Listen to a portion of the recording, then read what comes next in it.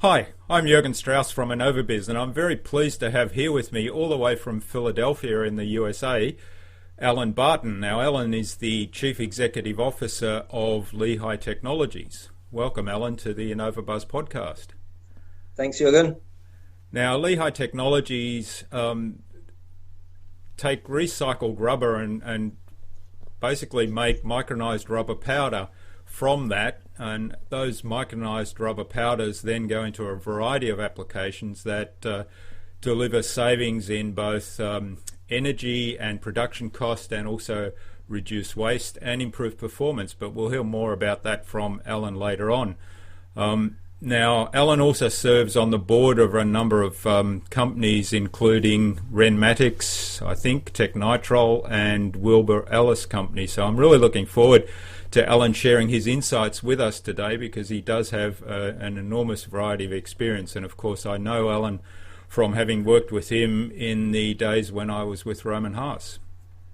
Now, before we learn more about Alan and about Lehigh, a quick competition announcement. Today, I'm going to give away a copy of Cradle to Cradle by William McDonough and Michael Braungart.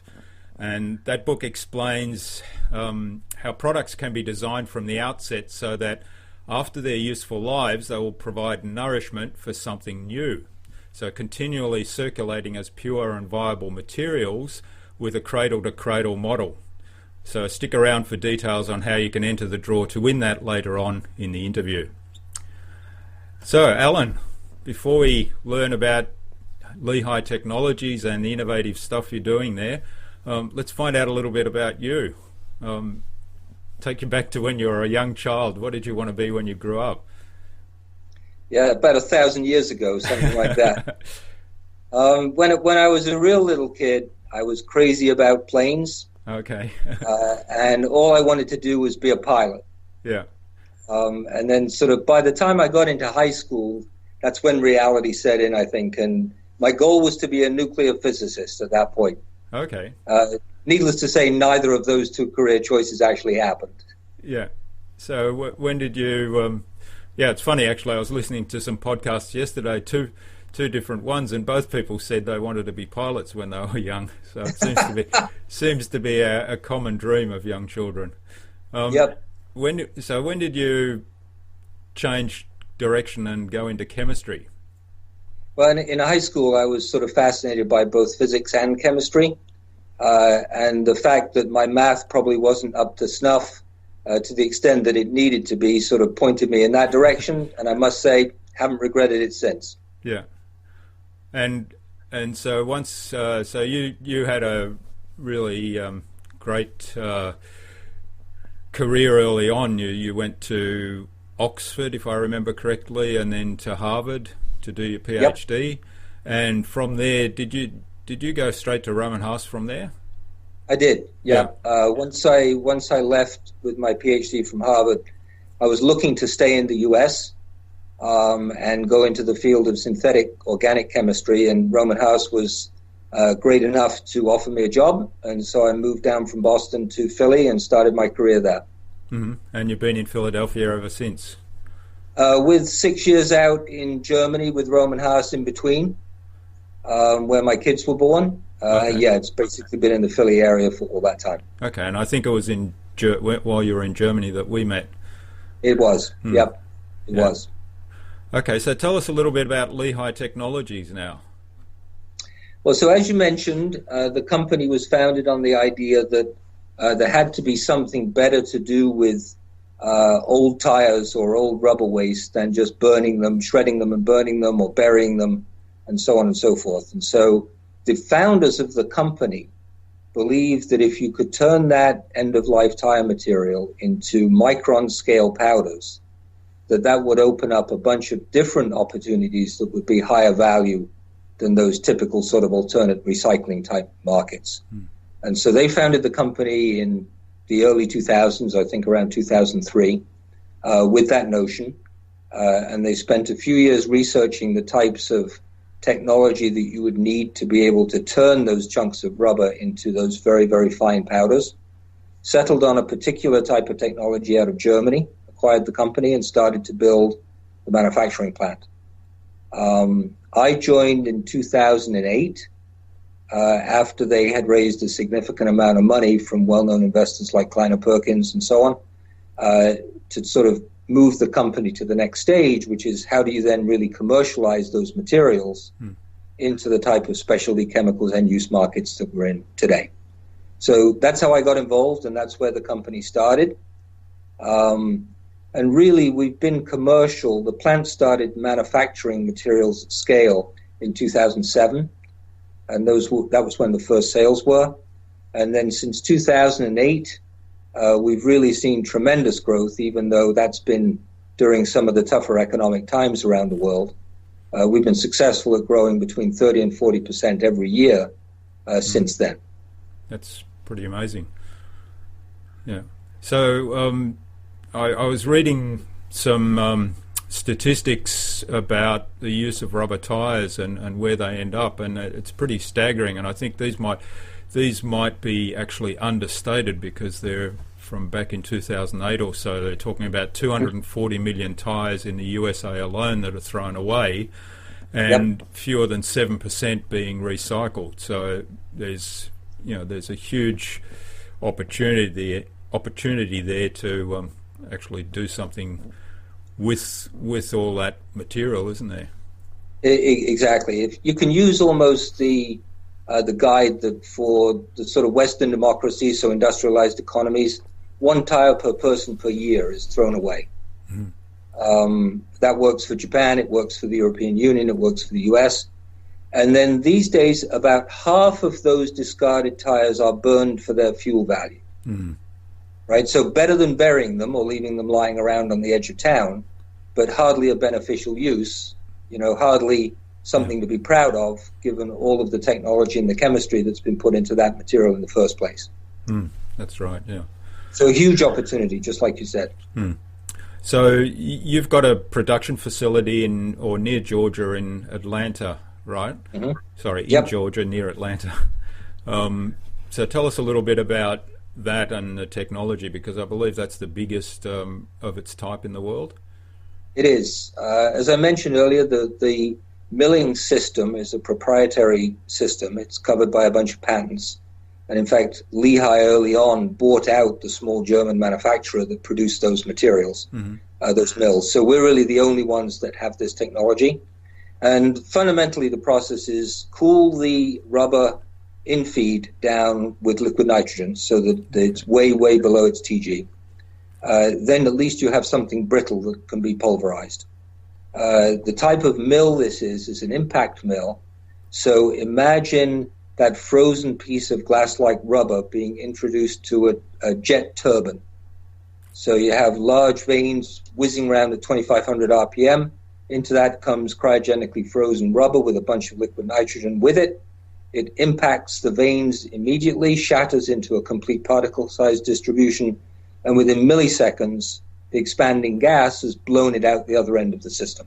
And so it's then warmed up carefully so that you can separate it out into different particle size distribution components, and then packaged in various systems after that. So the thing that's neat about this system, first of all, because it's cryogenic, it's very gentle on the polymers, right? If you want to use that chemistry again, you don't want to basically destroy it first. So it's very gentle on the polymers. The scale of it is such that we can produce thousands of pounds an hour. So it can produce industrial scale quantities, which is what you need to do if you're going to be servicing construction industries or the tire industry. And the particle size distribution is skewed to the very, very small. And one of the keys to the use in those applications is the amount of surface area that you have. So therefore, this type of system is well designed for what we're trying to do. And so, we have 6 production lines. The capacity is right around 70,000 tons per year. We're not using that much, of course, at this point, but growing at the rate we are, you can see that we'll be bumping up against that in the not-too-distant future. Okay. And tell us about some of the end-use applications that product then finds its way into. Tires is our largest market. So you can imagine the notion of putting this material back into tires is perfectly logical. It's taken us a long time to figure out how to use it in tires. In other words, how to optimize those compounds, those formulations, to get exactly the right performance. For somebody with your background, just think of how one has to optimize the use of opaque polymer in paints, right? Yeah. Same notion. Yeah. Same notion. So that's our largest market. And to give you a sense of how broadly we've been able to introduce it, over 250 million tires have been manufactured using our products since we started really producing at scale in 2007 and early 2008. So tires is our largest market. Industrial rubber is another obvious one. Asphalt modification is another significant market for us. Some material like that is used in Australia and a couple of other Asian countries, where the rubber is put in there not only to reduce cost, but to improve some of the performance properties. So high temperature rutting, cold temperature cracking, things like that. So that's an important use for us. Construction applications, sealers for parking lots, waterproofing systems for the building envelope, cladding for roofs to help improve water resistance and things like that are just some examples of markets that we're currently commercial in. Okay, so that's a pretty wide gamut there of applications, and I'm sure you're discovering new ones all the time as well. That's the plan. Yeah. That's the plan. Yeah. I noticed you've recently, or I don't know, recently, probably a few years ago, set up an applications development centre there as well and I guess one of their roles would be to optimise those formulations as you mentioned. Exactly. You know, we're unique in this market in that we have basically adopted the positioning as a specialty chemical supplier, right? We're effectively producing an additive that can be used in a wide range of systems with a set of performance attributes. It just so happens that the raw material for it is an end-of-use material. But other than that, we look, sound, smell, and feel like a specialty chemical company. Okay. So how do you describe what you do in one sentence, and if you meet somebody for the first time and they say, what is it you do, Alan? You mean for the company? Yeah. Yeah, so we basically take waste end-of-life rubber, turn it into a micron scale powder that can be used in a wide range of different specialty chemical end uses in your everyday life. Materials that you see all around you every day. Yeah. Yeah, I like that. That's understandable to everybody. Exactly. Really good. Yep. Yeah. Now, certainly you mentioned a little bit about the innovation in production that you use, and I've heard you describe that on a video, I think it was, as a jet engine with teeth, and you talked a little bit about how that worked. Tell us a little bit, because the other thing I noticed was, or I read about, was this closed loop business model that I think was talked about on your website. So tell us a little bit more about that. Yeah, in fact, the guys that wrote the book that you're going to give away are very fond of the whole closed-loop model for maximum, not only resource efficiency, but sustainability as well. So several parts of the rubber world produce significant amounts of processed scrap. So as an example, when a retread is manufactured, it's made in a very large band of tread stock, and there's quite a lot of processed scrap that comes with that. In the past, that material was simply landfilled. So here you have virgin, high-cost, high-performance rubber being basically discarded. So over the past years, we've worked with these companies to take that processed scrap. We do the primary shredding, and then we turn it into micronized rubber powder, and we've worked with them to optimize those retread formulations to be able to use it back in their own system.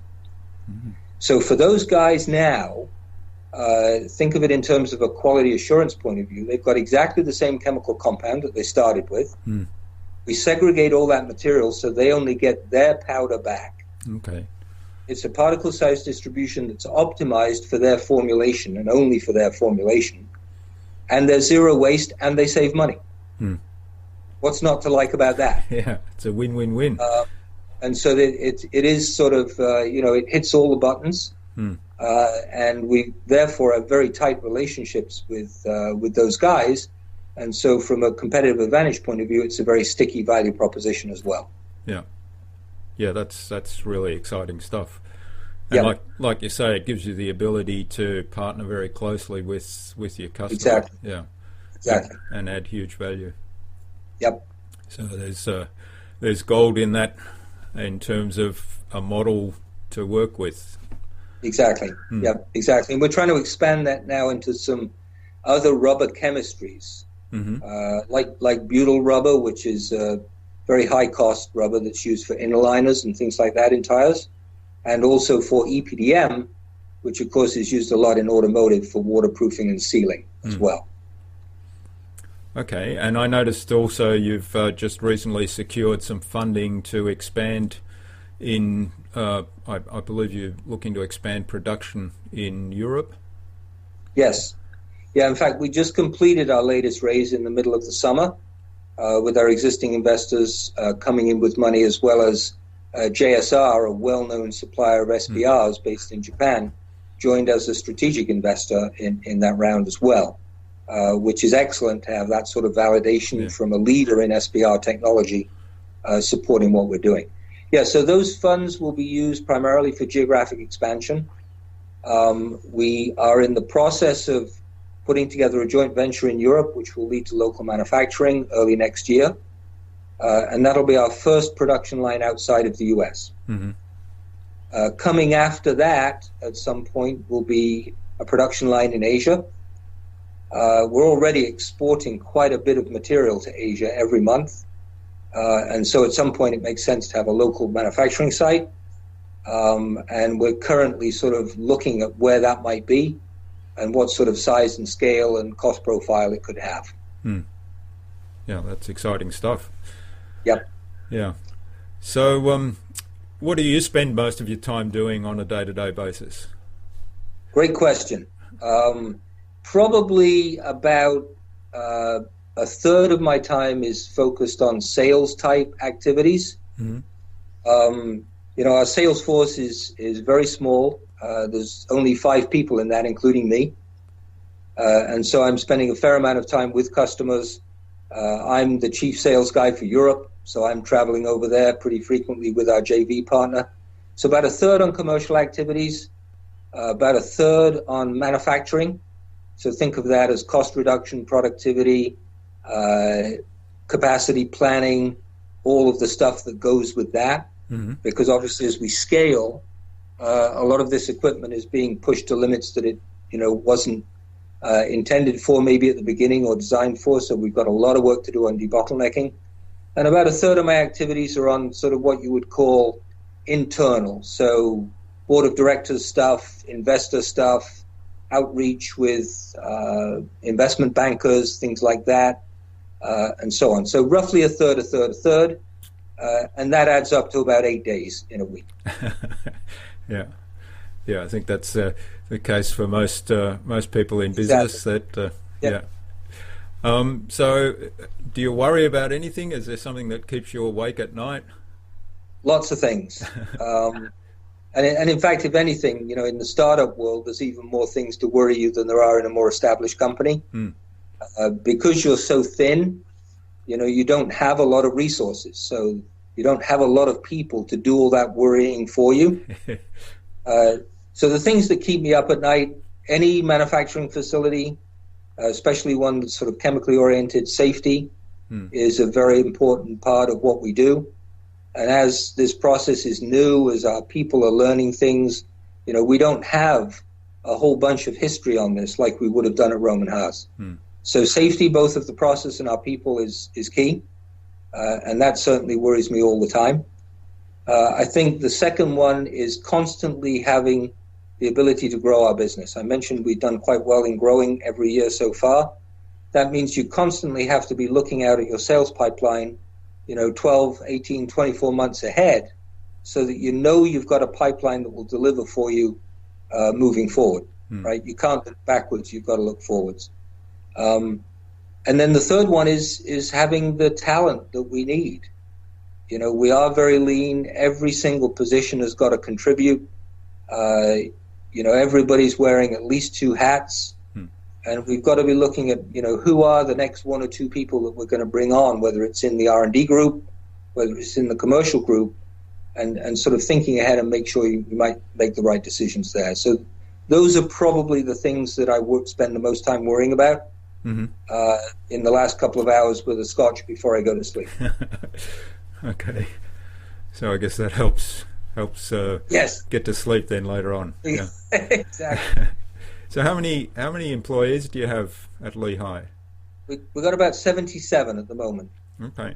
And over 50 of those, between 50 and 60 at any one time, are in the production area.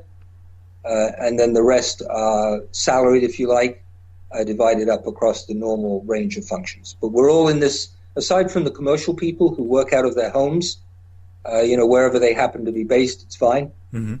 All the rest of us are here in this one site just outside of Atlanta. Okay.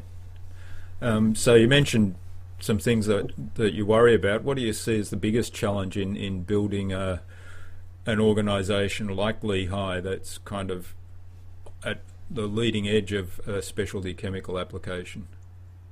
That's a really interesting question, right? From a sort of people point of view, because in the end, it's the people that are going to do this. And we're always looking for people that have got this combination of experience in the industries that we're serving. You've got to have that, otherwise you don't have the credibility to be able to stand in front of them. They've got to be technically trained and have a technical background, and preferably have worked in this type of chemical industry type environment before. And yet they've got to be willing to leave all that behind and take on a high-risk job in a high-risk company. So it's an interesting set of mixture of competencies and aptitudes that we're looking for that is not easy to find. And if anything, that's probably been the biggest challenge as we've staffed up over the past few years. It's finding that combination. Okay. And I think that's just going to get more difficult as we start to expand now outside of the US into Europe and into Asia, because that's even riskier because we're only just getting our feet on the ground. And it does get you back into what you certainly have a lot of experience with, which is managing remote teams and diverse cultures and locations, and all the challenges with legislation that's different in different locations and so on. Yep, exactly. And, this year I've probably just completed my 6th trip to Europe as we get all that moving. And by December, I will have been in Asia 5 times this year. So it's very much like Back to the Future. It's like it's like the old days. Yeah. Where's your office? It's in an aircraft or in an airline lounge. Yeah. But you got to do that, right? I mean, half the plan of winning a sale is being there, is showing up. And email and phone calls only take you so far. You got to be there. Yeah. Well, that kind of leads me on, and I was going to ask about the internet and how you use that. Basically, first of all, when did you discover the web? You mean myself or for the company? Yourself. Yeah. It was sort of, if you think about this, the first time that we started to use the internet was probably in a work environment in the 90s for Roman Haas, probably the late 90s, really, because we were a bit slow in the uptake at Roman Haas. So it was probably around the late 90s. And then by the time you and I were working in coatings and we were just starting to think about online activities, that was in the mid-2000s, sort of 2005, 2006. No, maybe a bit before that, maybe the turn of the 2000s, right, around that time. So that's really the first time that I got serious about it. So do you see... just around that time. Yeah. So do you see opportunities there for example, easing that travel load on people to make more use of the web and the technologies, because it's certainly changing at an enormous pace, isn't it? Yeah, we do use quite a lot of either Skype or even Facebook chat or FaceTime. The ability on your mobile now, if somebody's on FaceTime, to just click it and you're standing there on your cell phone talking to them is fantastic. as long as the language barrier is not too difficult. Yeah. Skype we use as well. I'm a bigger fan of both of those than I am of formal video conferencing, because that's just more complicated to set up, and it has to be a more formal meeting type environment. And so on the communication side, I think that's ideal for us, being a small company. On the sort of interacting with our potential customers, our website is our main tool. And we've revamped that basically every 2 years just to keep it current and to make sure the message that we want to send is the right one and it's aligned with our strategies. And I must say that the traffic that we get from the internet, from people finding us, is very, very good. If anything, it's perhaps a bit more than we can handle. And secondary tools for us, we use Facebook a little bit on the social media side, more as just a chatty, personal type of interaction with people. We don't use Twitter. So those are the main things that we do and why we do them. Okay, that's fascinating, yeah. So are there any other sort of innovative ways to use the internet that you're looking at? There aren't at the moment, but one of the things that's sort of in our future, we think, is remote control of manufacturing. We do have the ability, in fact, we have a camera system in our plant that allows us to record everything that's going on all the time. And when you connect that up with the HMI or the process control system that we use, you've got a very powerful combination of tools. Both of those can be used over the web. Okay. Yeah. When we open the plant in Spain, it will be connected via the internet, actually via the cloud, to our system here. So we will, if we wanted to, we could actually control and turn knobs and make things happen from here. But it'll be more an engineering tool for our chemical engineers to share information and accelerate learning, if you like, as they get up and running. Yeah, that's a fascinating one. I mean, there's a lot of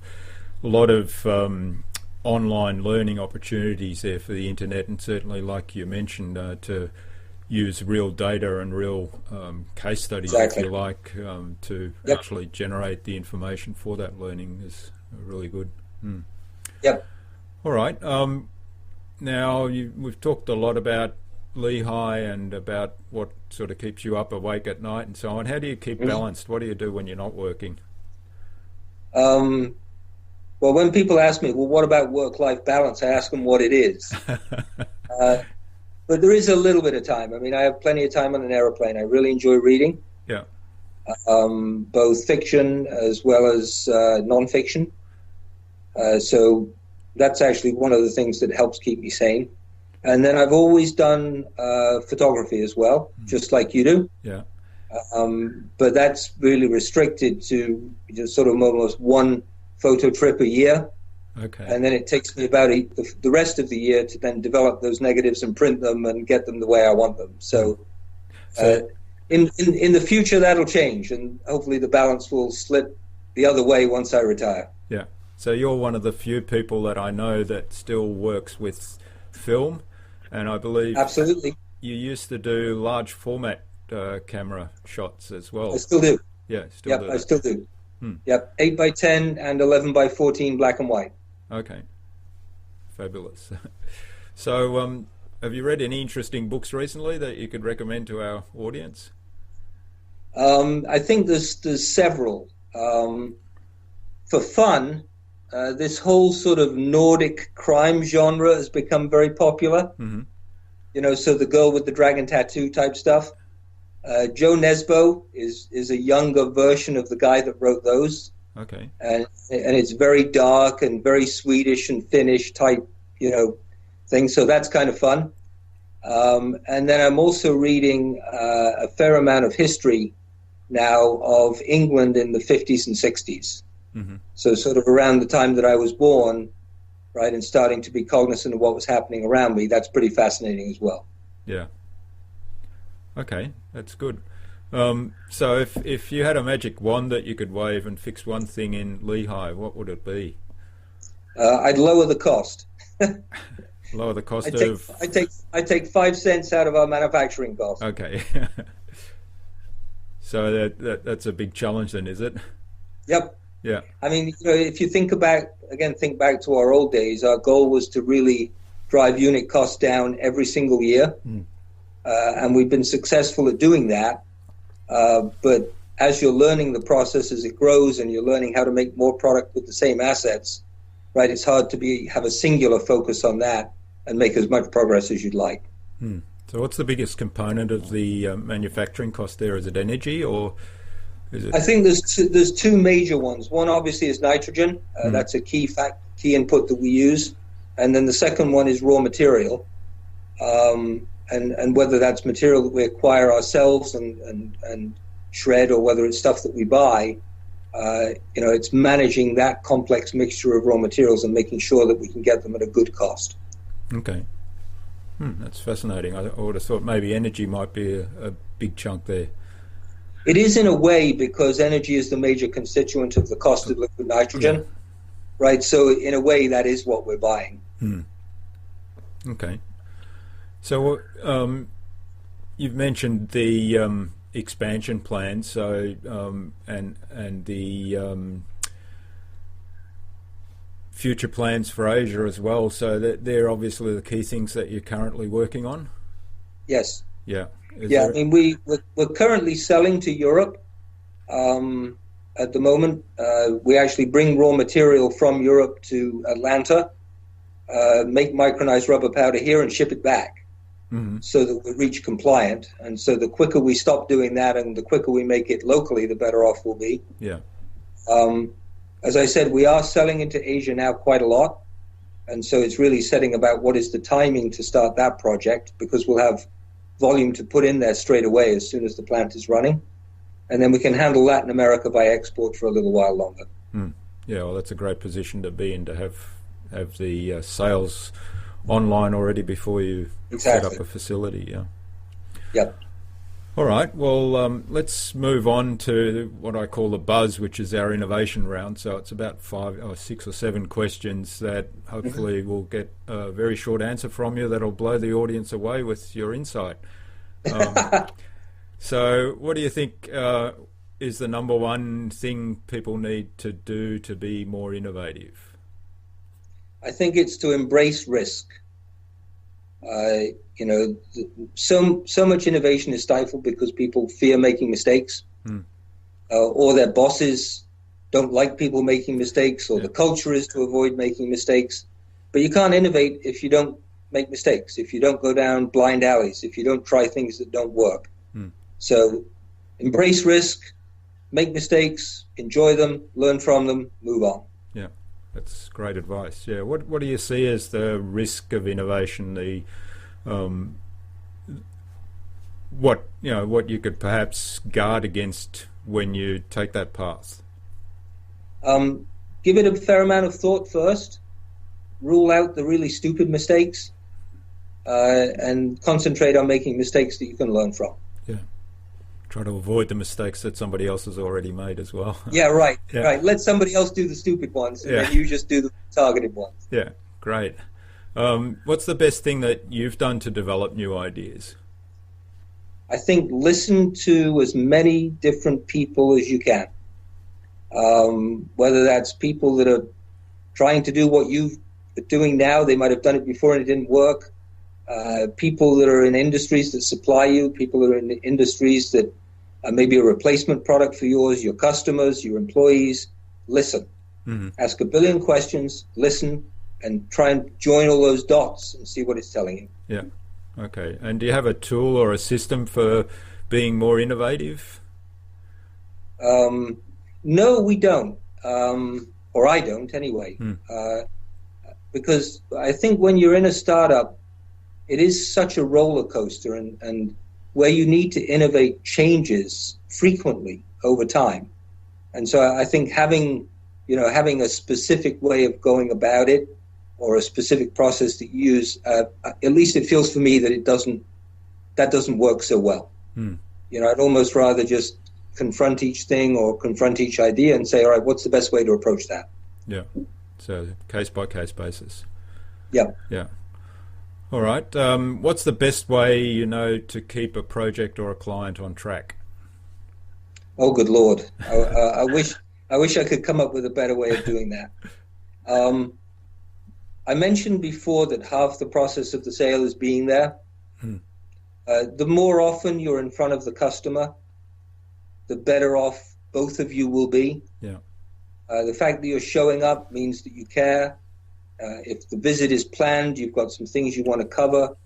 It helps keep you on track. It helps keep them on track. Hmm. So I would say, if anything, in this sort of early stage company, that might well be the simplest and the best tool you can use. Yeah, that's great advice. And I think that's a philosophy that you kind of pushed very hard at Roman Haas, as I remember. Mm-hmm. Yeah. Yep. So what do you think is the number one thing you can do to differentiate yourself? That's a great question as well.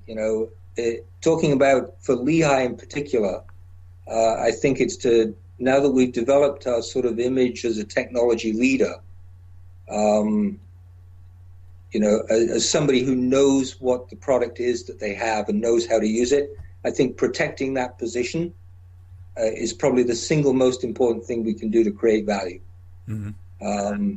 There are, of course, many other things, but that's probably the one that is so different from everybody else that's either tried to do this before or is trying to do it now, that we need to make sure we nurture and protect that competency. Mm-hmm. So what do you see as the future for you and for Lehigh? Lots of people ask me that question. Typically in an early stage company, they say, well, what's your exit strategy, or what's your investors' exit strategy? And I tell them my answer to that is, if we build a great company, we'll have plenty of exit options. Yeah. So let's not even talk about that. Let's talk about how we're going to build a great company. And you've talked about the plans that you've got on the table at the moment, so that's really exciting. Yep. What do you see as the future for the industry, for recycled rubber in general, or this kind of thing in recycling other materials perhaps? Very positive. I would say that we're in the very early stages of the cradle-to-cradle approach that you mentioned before. It's very hard to recycle a lot of materials, but it's gratifying to see that, even outside of Lehigh, there are lots of people that are trying to figure out how to do that. Yeah. So I see ourselves at the very early adoption phase of that cycle. I probably won't be around when it's a major part of the chemical world, but the next generation will. I think we're 15, 20, 30 years away from a situation where a large part of what we use every day will have been used once before already.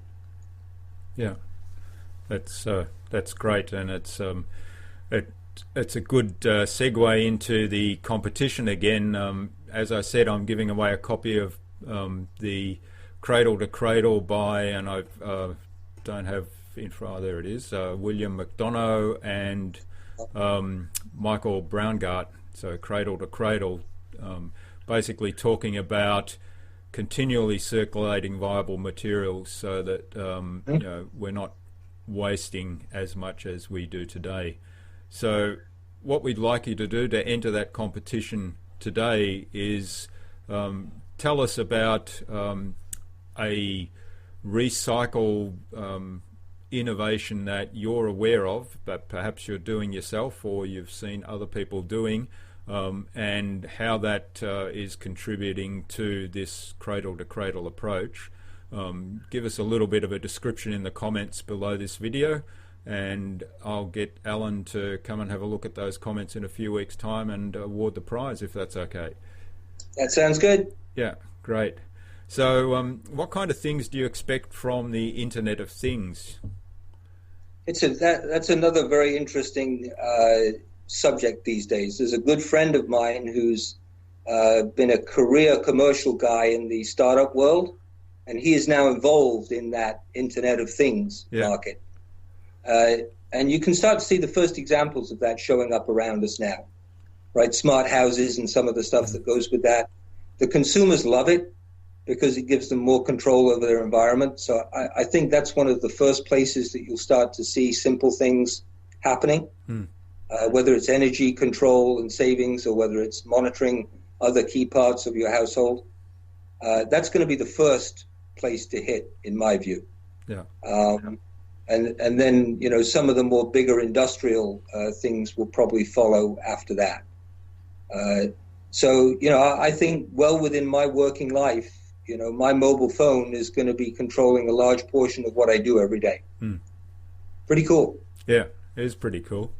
We've just had solar panels installed on our house, and it's all connected up to the internet, and you can go on the internet and monitor what each panel is doing individually and sort of break it down the time of day. And I've sort of spent a couple of days watching it, and I'm sort of over it now. But my wife comes home every day, and first thing she does is log onto that site and checks it out and looks at the bar charts hour by hour. So, yeah, it's quite fascinating. I love it. Yeah. All right. So what's the number one piece of advice you would give any business who wants to be a leader in innovation and in their field? Yeah, I think the answer to that one is go for it. Yeah. You know, don't be afraid. Don't be afraid to take a risk. Try it. You can do it. Yeah. So the Nike approach, just go and do it. Exactly. Just do it. Yeah. Yep. Great stuff. I love it. So, Alan, this has been fabulous, and really appreciate your time and all the insights you've shared with us today. Where can our audience reach out to you and say thank you? The easiest place to leave comments is our website, www.lehighTechnologies.com. Yep. We also have a Facebook page for those of you that are on that too. That's an easy place to leave input. So those are probably the two simplest ones. Okay, and we'll have the links to those places below the video when it's posted. Yeah. So, finally, Alan, who would you like to see me interview on a future podcast, and why? Yeah, there's. I actually had to do a bit of research on that one because I wanted to find something that was closer to home for you guys. So there's a professor at the University of Queensland called Professor Marie Smith. Okay. And she's obviously got an academic background in the medical arena, but she's had several startups, at least two that I'm aware of, that have been successful in the area of therapeutics. One of them, she's very heavily involved in pain management, which is, you know, for a lot of chronic conditions in the world now, that's a very important facet for quality of life. And that's, I think, the topic of our latest startup. So I think it'll be a totally different field than some of the others that you've done. Yeah. And it's also fairly close to home for you as well. Yeah. Similar time zone. Yep. All right. Well, Marie, look out for an invitation from me in your inbox for a future InnovaBuzz podcast. So thank you very much, Alan. It's been fascinating talking to you. It was great to catch up again, and you've been very generous in your time and sharing your insights with us today on the podcast. I wish you all the best with Lehigh, and I look forward to seeing how things develop, particularly over the next year or two with all the exciting expansion plans that you have in place and that are underway. So thanks very much. That's great, Jürgen. Thanks very much. And really enjoyed catching up with you as well.